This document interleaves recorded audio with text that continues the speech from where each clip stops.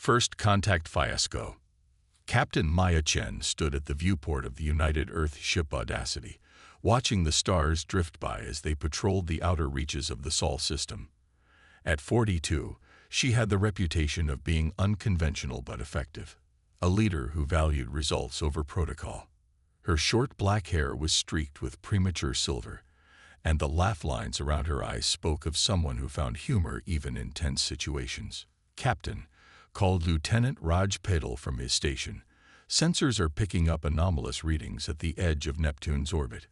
Chen sipped her coffee. Black, no sugar, and nodded. Define anomalous, Lieutenant. Last time you said that, it was just William smuggling hot sauce into the hydroponics bay. A ripple of chuckles spread across the bridge. The Audacity wasn't Earth's largest ship, nor its newest, but it had something the shiny new vessels lacked: personality and a crew that functioned like family. "This is different," Captain Patel replied, his eyes never leaving his screen. "Massive energy signature, nothing like I've ever seen. It's like space itself is bending." The bridge fell silent. Humanity had wondered for centuries if they were alone in the universe. They had colonized Mars and established outposts on several moons in the solar system, but despite all their advancements, they had never encountered intelligent alien life. Until now. A massive tear seemed to open in the fabric of space itself, a swirling vortex of blues and purples that hurt the eyes to look at directly. From this impossible aperture emerged a vessel that dwarfed the Audacity by at least 30 times. It gleamed with what appeared to be gold and platinum, adorned with elaborate filigree and decorative protrusions that served no obvious practical purpose. "Well," said Chen, setting down her coffee mug carefully, "that's certainly not from around here. Unless Elon Musk's great-grandson has been keeping secrets." "They're hailing us, Captain," said Communications Officer Morgan Lee, her voice barely above a whisper. "Put them on screen," ordered Chen, straightening her uniform jacket. "Let's meet the neighbors." The main view screen flickered to life, revealing a being unlike anything they had ever seen. It had gray-green skin stretched over an elongated skull, 4 golden eyes arranged in a diamond pattern, and what appeared to be gill slits on its neck. It wore an elaborate uniform covered in so many medals and decorations that it seemed weighted down on one side. Primitive human vessel, the alien spoke in flawless English, its voice carrying a musical undertone that seemed at odds with its imperious words. "I am Grand Admiral Zexcalar of the illustrious Kethari Dominion, rulers of 7 galaxies and masters of the cosmos. Your species has been observed and found worthy of incorporation into our benevolent empire. You will power down your systems and prepare to be boarded." The bridge crew exchanged glances. No one spoke. No one moved. Captain Chen raised one eyebrow and picked up her coffee mug again. "Hello there, Admiral. Zex, was it? Lovely ship you have. Did you design it yourself, or did someone lose a bet?" The alien's 4 eyes blinked in rapid succession, its gill slits flaring. "You mock the glory of the Kethari. This vessel is the pride of our fleet." "Oh, it's very impressive," Chen continued, gesturing with her mug toward the screen. "Especially all those spiky bits. Are they functional or just for show? Because I'm thinking at FTL speeds, those would be the first things to snap off." "Just saying." Commander Diana Rodriguez, Chen's second-in-command, discreetly covered her mouth to hide a smile. Lieutenant Patel suddenly developed an intense interest in his console readings, shoulders shaking slightly. "Silence," roared Zexcalar, its skin darkening to a deep emerald. "You face the might of the Kethari Dominion. Your world will be incorporated into our empire immediately. You will submit to our laws and pay tribute to Emperor Vax Moro the Eternal." Chen leaned forward in her chair. "What's your tax rate? Because honestly, Earth's is pretty brutal already. And do you offer dental in your benefits package? Because that's kind of a deal-breaker for me." The alien admiral turned to speak with someone off-screen. The conversation seemed heated, with elaborate gestures and what sounded like hissing. When Zexcalor turned back, its composure had slightly returned. "We will return with the full might of the Ketheri Armada. Prepare your world for immediate subjugation. Resistance is not merely futile, it is inconceivable." The screen went dark, and the massive ship slowly began to turn. "They're leaving, Captain," reported Lieutenant Pottle, entering what appears to be some kind of spatial fold. "Get all the sensor data you can," Chen ordered, standing up. "And someone tell Earth we just met aliens. Rodriguez, you're with me." "What should we tell Earth about them, Captain?" asked Lee, her fingers already flying over her communications console. Chen took a final sip of her coffee. "Tell them we got space peacocks with an interior design budget that would make Louis XIV blush, and tell them to prepare for round 2, because something tells me our new friends don't have much of a sense of humor." As the Audacity raced back toward Earth, carrying news that would forever change human history, the crew realized something important. In all their years of preparing for first contact, no one had predicted that humanity's first instinct would be to crack jokes about an alien empire's fashion sense. 6 months after the unexpected first contact, Earth had been busy. The United Earth Defense Council worked around the clock to prepare for the return of the Ketheri. The Audacity's sensor data had been analyzed down to the last byte, and what they learned wasn't encouraging. The Ketheri possessed technology centuries beyond Earth's capabilities. "We can't match them ship for ship," General Omar Hassan explained during the Emergency Global Summit in Geneva. "Their weapons systems alone could vaporize our entire fleet in minutes." "Then we don't try to match them," said Captain Chen, who had been called to brief the world's leaders. "We outsmart them." "And how do you propose we do that, Captain?" asked the Chinese premier, skepticism evident in her tone. Chen smiled. "The same way our ancestors survived against superior forces throughout human history: creativity, adaptability, and a healthy disrespect for authority." The room erupted in debate, but over the following months, Chen's approach gained traction. If humanity couldn't compete on technological terms, they would change the rules of engagement entirely. Engineers worldwide collaborated on retrofitting Earth's small fleet of interplanetary vessels with experimental technologies.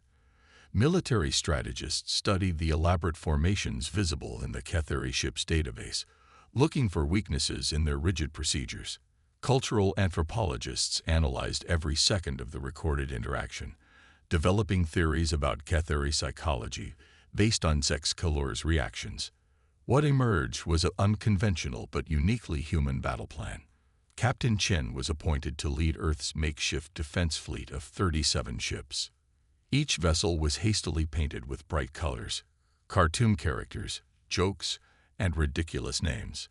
The Audacity itself was temporarily renamed HMS Inconceivable in giant neon pink letters across its hull, a direct reference to Zexcalor's parting words.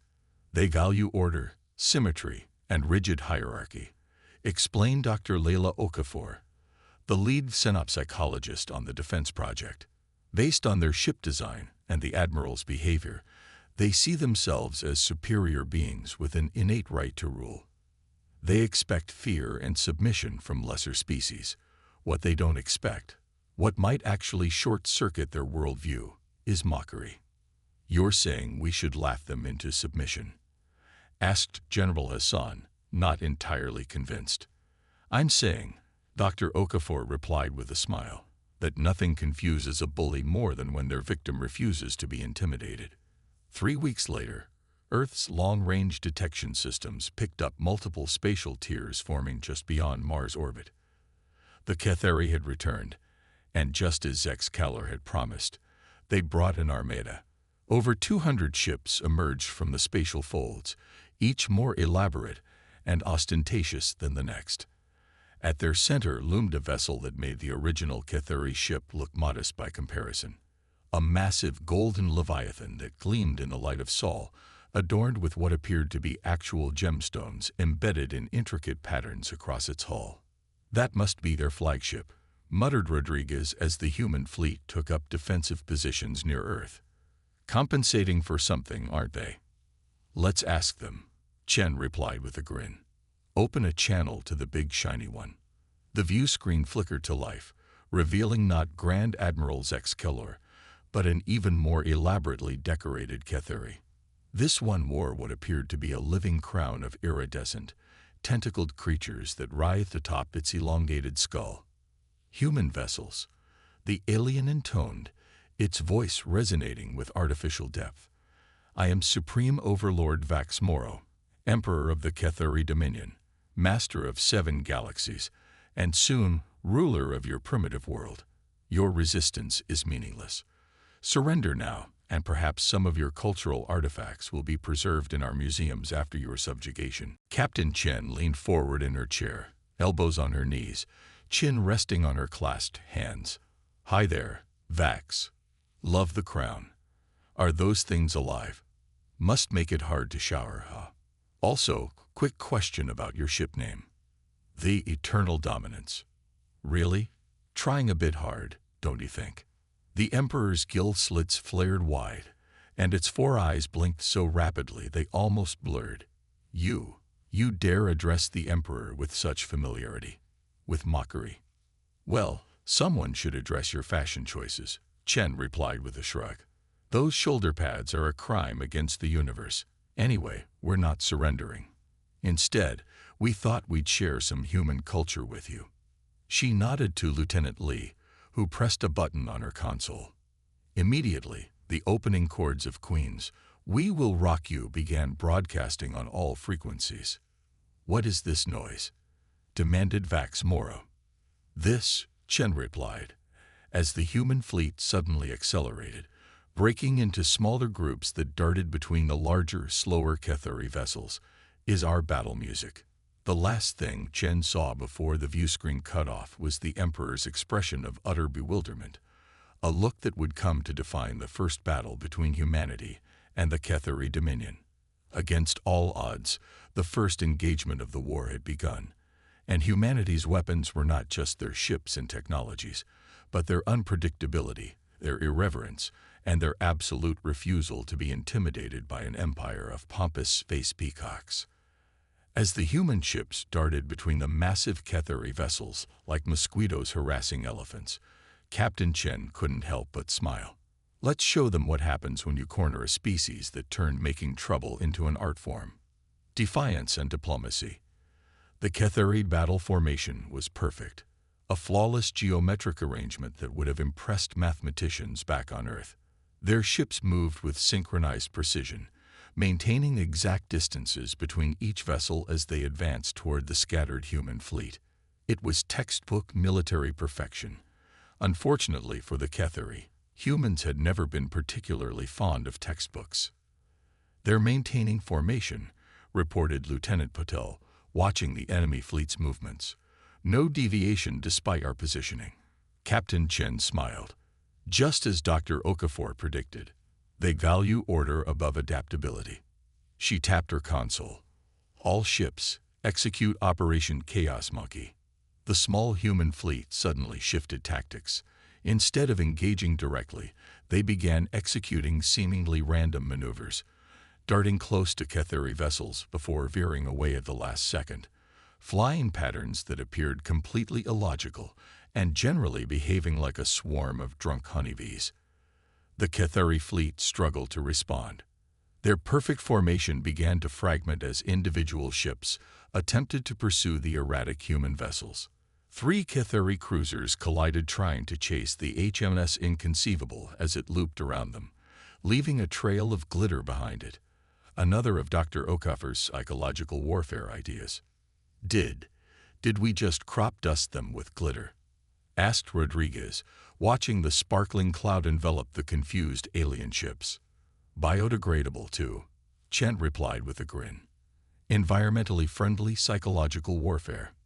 The bridge crew's laughter was cut short as a massive energy blast from the Emperor's flagship vaporized one of the smaller human vessels.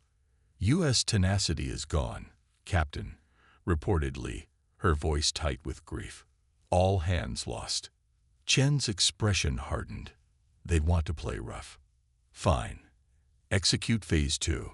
While the main fleet kept the Cathari distracted with their erratic movements, 3 specialized teams in stealth-equipped shuttles approached the Cathari support vessels, the ones their intelligence suggested contained the Armada's communications and coordination systems. Lieutenant Commander James Okonkwo led Alpha Team toward their target. A former software engineer before joining the military, he had spent the last 6 months developing what he called the ultimate prank virus. While the Cathari's technology was advanced, they appeared to use standardized systems across their fleet. Their network security is actually pretty terrible, Okonkwo had explained during the mission briefing. They're so convinced of their superiority that they've never imagined anyone would dare hack them. Now, as his team attached to the hull of a Cathari communications vessel, he activated his specialized equipment. "Knock knock," he whispered, as his custom interface began bypassing the alien security protocols. Across the battlefield, similar teams were doing the same to other key vessels. Within minutes, Okonkwo's virus began spreading throughout the Cathari network. On the bridge of the Eternal Dominance, Emperor Vax Moro watched in growing fury as his perfect armada fell into disarray. "How are these primitives doing this?" he demanded. "They cannot possibly match our technology." "Your Magnificence," reported his chief communications officer, "we're detecting an intrusion in our central network." "Something is." Before he could finish, every screen on the bridge suddenly changed. Gone were the tactical displays and status reports. In their place was an animated human cat, dancing to a strange tune while rainbow colors flashed in the background. "What is this abomination?" screamed the Emperor. "I believe," said his cultural advisor tentatively, "it is something humans call a Nyan cat." "Your Magnificence." Similar scenes were playing out across the Cathari fleet as ship after ship fell victim to the virus. Some vessels lost weapons control. Others found their navigation systems overridden, causing them to move in erratic patterns that mimicked the humans' earlier maneuvers. Communication systems began broadcasting human music, everything from classical Mozart to heavy metal. "You did way to their systems?" Chen asked incredulously when Okonkwo reported back. "Remember those 2010s internet memes in the historical archives? Turns out they make excellent psychological warfare against a species that values order and dignity," Okonkwo replied, looking rather pleased with himself. "We also changed all their security passwords to 12,345. The Earth Museum of Internet History finally came in handy. The battle reached its climax when a special team from the human ship Clever Girl managed to board one of the smaller Cathari vessels. Led by Commander Zoe Washington, they bypassed the security systems, now helpfully displaying dancing cat animations instead of alerts, and stormed the bridge. "How did they guess our security protocols?" a Cathari officer cried in shock as humans in combat suits secured the bridge. "We didn't guess," Washington replied, removing her helmet. "You're just really predictable." By the end of the 8-hour battle, the humans had lost 7 ships, a devastating toll for such a small fleet, but had captured 5 Cathari vessels and forced the rest to retreat. The massive Eternal Dominance had suffered severe damage to its propulsion system from a daring attack run, led by Rodriguez herself. As the Imperial fleet limped away, Captain Chen reopened the communication channel. "Hey Emperor, next time bring more imagination," she called out cheerfully. "And better passwords." The Cathari occupation of New Phoenix, one of Earth's newest Mars colonies, began 2 weeks after the Battle of Earth. Despite their losses, the Empire had regrouped and targeted several outer human settlements. Their strategy had shifted from conquest to punishment. High Commander Zrelvac stood at the window of his new headquarters, formerly the colony's administrative center. His 4 eyes narrowed as he watched humans going about their business below. They were suspiciously normal. "Progress report," he demanded of his aide. "Mixed results, High Commander," the aide replied nervously. "The humans appear to be following our regulations, but there have been incidents." The first incident had occurred just 2 days into the occupation. The Imperial forces had set up announcement systems throughout the colony to broadcast daily rules and propaganda. Somehow, overnight, all systems had been reprogrammed to play something called Baby Shark on continuous loop for 8 hours before engineers could fix it. No one knew who was responsible. Every human question simply looked confused and asked, "Oh, did you get sharked? That's rough, buddy." Now, as Commander Zrelvac prepared for the mandatory citizen registration, he hoped things would finally get organized. The registration would allow them to identify troublemakers and establish proper control. At exactly 800 hours, the first humans arrived at the registration center. By 8:30, Zrelvac was called down to address a problem. "What seems to be the issue?" he asked the harried-looking registration officer.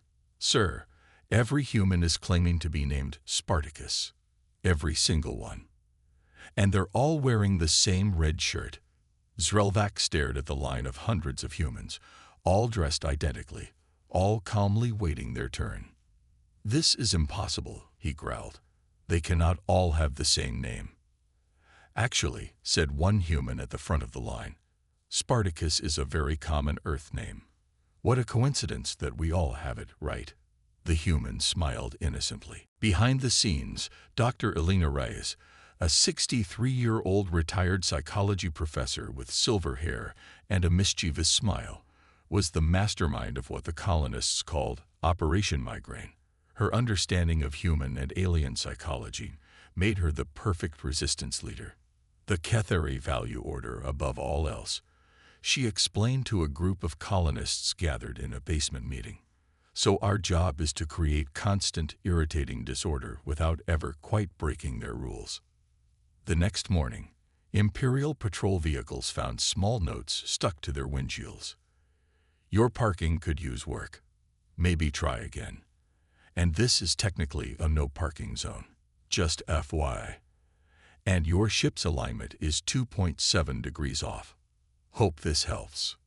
When furious patrols reviewed security footage to catch the culprits, they found the cameras had been covered with pictures of Earth cats with captions like "Ikien Ahes Faridum" and "No Steve ONSNEK." Commander Zrelvac began experiencing what the ship's physician diagnosed as stress migraines. During the 3rd week, the constant low-level disruption was taking its toll. Nothing the humans did was technically rebellion. They showed up for work details. They followed curfew. But somehow, everything was slightly wrong. The resistance spread through subtle means. Underground radio host Marco Rivera broadcast nightly from a hidden location, sharing new ideas for what he called weaponized annoyance. "Remember, folks," he would say at the end of each broadcast, "they can take our planet, but they'll never take our sense of humor." By the 2nd month of occupation, 5 Imperial officers had requested transfers. Commander Zrelvac found himself staring at the ceiling each night, haunted by the sound of human laughter that seemed to follow him everywhere he went. Samira Kazemi had been a cultural anthropologist before the war. At 35, she knew more about cross-cultural communication than anyone else in the Earth Defense Force. Now, 18 months into the conflict with the Ketheri Dominion, she found herself in charge of a top-secret division, Cultural Intelligence. "Our job," she told her team of artists, musicians, psychologists, and communications experts, "is to turn human culture into our greatest weapon." While the military fought battles in space and colonists waged psychological warfare on occupied worlds, Kazemi's team was fighting on an entirely different front, reaching out to other species within the Ketheri Dominion. Their first breakthrough came 6 months earlier, when they discovered that not all species in the Dominion were there by choice. The bird-like aviani, the 6-legged talaxians, and the crystalline luminary had all been conquered centuries ago. They maintained a facade of loyalty, while secretly resenting their Ketheri overlords. The Ketheri rule through fear and a sense of inevitability, Kazemi explained during a high-level briefing. They expect submission. But humans have demonstrated something these other species have never seen before: irreverence in the face of power. Working through back channels established by captured Ketheri communication systems, Kazemi's team began distributing human culture throughout the Dominion. Earth music, art, literature, and most importantly, humor, began quietly spreading among the subjugated species. A particular favorite was human comedy, especially about authority figures. The concept of mocking those in power was revolutionary in a society where such behavior meant immediate punishment. "We're not just fighting for Earth anymore," Captain Chen told her crew as they prepared for their most ambitious mission yet. "We're fighting for everyone who's ever been bullied by these pompous peacocks."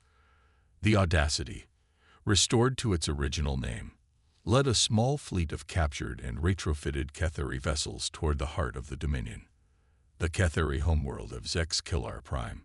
Their mission wasn't to attack, but to broadcast, to share human culture directly with the Ketheri population and their subjugated species. "They're jamming our transmissions," reported Lieutenant Lee as they approached the massive orbital defenses surrounding the Ketheri homeworld. As expected, Chen replied calmly, "Okonkwo, you're up." Lieutenant Commander Okonkwo grinned as he activated his latest creation, a virus that would turn the Ketheri's own communication network against them. "Remember how they never updated their passwords after our first hack? Overconfidence is a wonderful thing."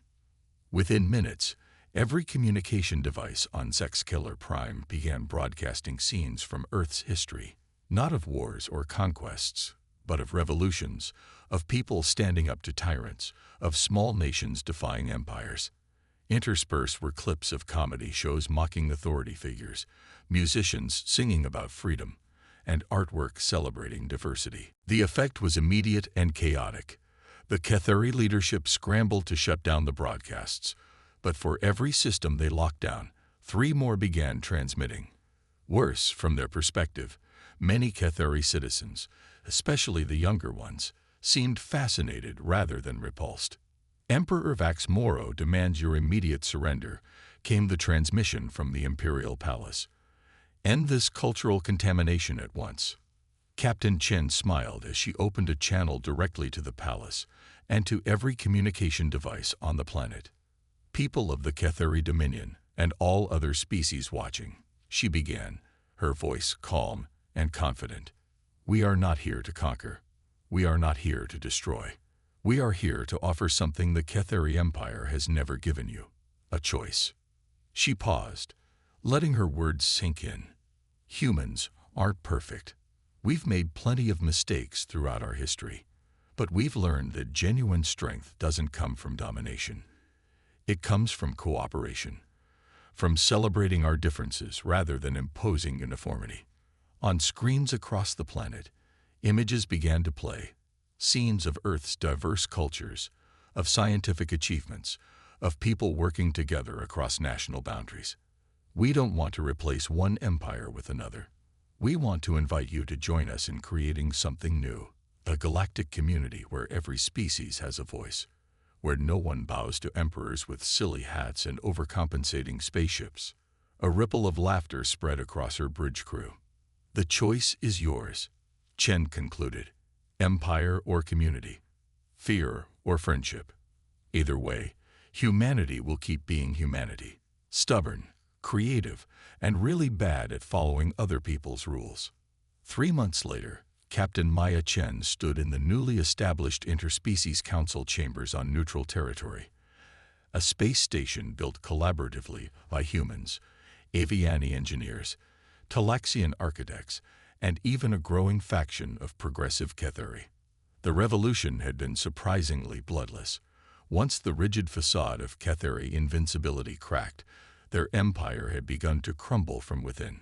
Emperor Vax Moro and his loyalists had retreated to a distant corner of their former domain, still issuing grand proclamations that fewer and fewer people bothered to obey.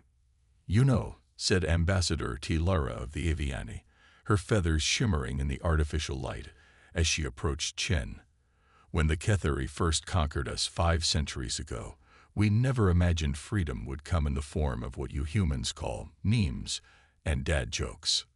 Chen laughed. Sometimes the most powerful weapons are the ones no one sees coming. Your species is strange, continued the Aviani, tilting her bird-like head. You faced a technologically superior force with rigid hierarchies and thousands of years of conquest behind them. Most species would have surrendered immediately. That's the thing about humans, Shen replied, watching as representatives from 24 species mingled in the council chamber. We've never been good at accepting the impossible. Tell us something can't be done, and we immediately start figuring out how to do it, usually in the most ridiculous way possible. A formidable quality, agreed Tilara. The Kethari never understood it. They kept expecting you to behave rationally, to fear them, to recognize their superiority. Their mistake was thinking that might makes right, said Chen. Humanity learned the hard way that real strength comes from diversity, from creativity, from the freedom to question authority, especially when that authority comes with ridiculous hats and too many medals. As the first official session of the Interspecies Council prepared to begin, Chen couldn't help but smile. Humanity had entered the galactic stage in the most human way possible, by refusing to be intimidated and by turning the pompous into the laughable. The universe, it seemed, would never be the same again. And neither would humanity, now part of a greater community of species united not by force or fear, but by the simple, revolutionary idea that perhaps the best response to grandiose claims of superiority was not submission, but a well-timed joke and the courage to be unimpressed by power. When Grand Admiral Zex Kellor, now representing the much-diminished Kethari territories, entered the chamber, Captain Chen couldn't resist a small wave. "Nice uniform," she called out. "I see you've cut back on the medals. Very slimming." The Admiral's 4 eyes blinked rapidly. But then, to everyone's surprise, the corners of his mouth turned upward in what appeared to be an attempt at a human smile. "Captain Chen," he replied stiffly, "I see you haven't learned proper respect." "Nope," Chen agreed cheerfully. "And at this point, I think it's too late to start."